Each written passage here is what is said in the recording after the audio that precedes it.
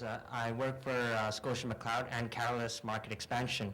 I'm a young guy that manages a career in investment banking, but bursts with entrepreneurial spirit as well.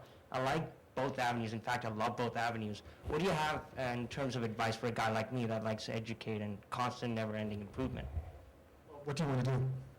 Do you just become an entrepreneur, or do you know where you want to go? One thing I understand is that Brett really does understand numbers a lot, and that education aspect of learning and getting undervalued businesses and driving them to success, that's a big thing, right? So that's something that I got out of, investing in businesses and things like that. But at the same time, I want to also help businesses succeed. You want to help small businesses, and you want to know how you might get involved in doing that? Small to large. I mean, Brett, do you want to make a comment on that? Well, eventually, you've got to change business cards. When you're working in a large corporate environment, the entrepreneur, unless it's allowed to flourish in terms of the management and structure of that organization, is going to choke. Scotia McLeod, that was my training ground. Loved it. It's a great place to hang out I was there for 5 years. They actually announced my 5th anniversary in their internal newsletter 3 months after I quit. So it was a little bureaucratic, and maybe they just didn't miss me. I understand that.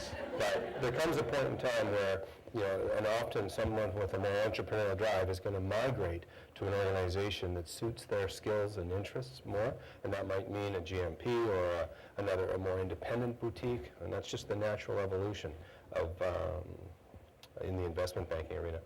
David Roslin is here with me. He came out of investment banking to work in merchant banking with me, but he's been literally working with me for about 5 years, 2.5 at First Energy, and a couple of years looking after all my Dragon's Den investments. But that's his core interest. He was stifling on the vine.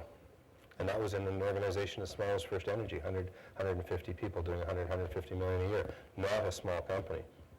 So let's turn it this way. Someone who wants to help small business as an investor, what are some of the character traits or things you would recommend that person have when dealing with a small business and be successful in that end? Well, we'll go with Mike. Why would RBC be more successful in dealing with small businesses? Writing checks. Yeah, I would hope it's because we listen, and I hope it's because we articulate clearly what a partnership means, right?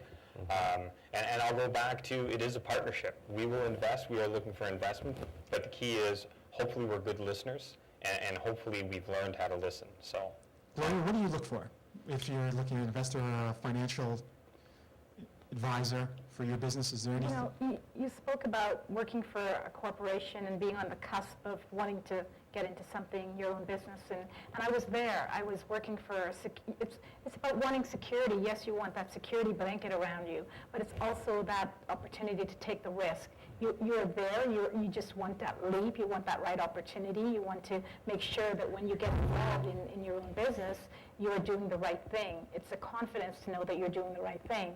So for me, I was there, I just knew I wanted to do something different. I didn't want to answer to anyone except myself. So that was the driving force behind my decision. Okay, thank you.